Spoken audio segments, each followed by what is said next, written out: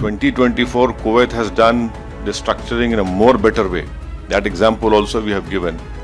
So we hope that Pakistan would be brought in FATF grey list. This is very important.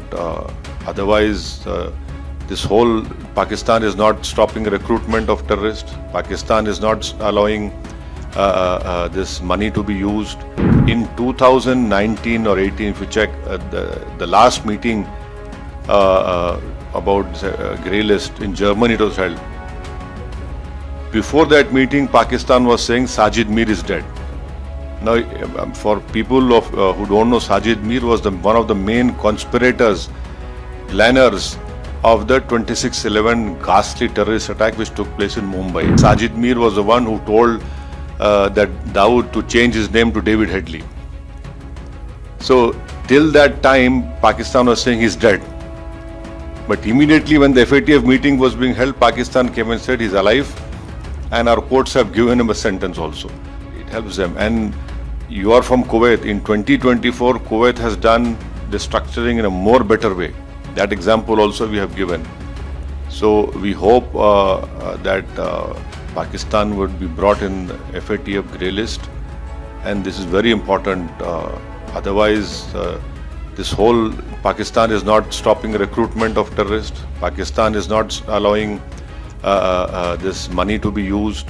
And thirdly, the impact of FATF was this. In 2019 or 18, if you check the last meeting about grey list in Germany, it was held. Before that meeting, Pakistan was saying Sajid Mir is dead. Now, for people who don't know, Sajid Mir was one of the main conspirators, planners of the 26/11 ghastly terrorist attack which took place in Mumbai. In fact, Sajid Mir was the one who told that Dawood to change his name to David Headley.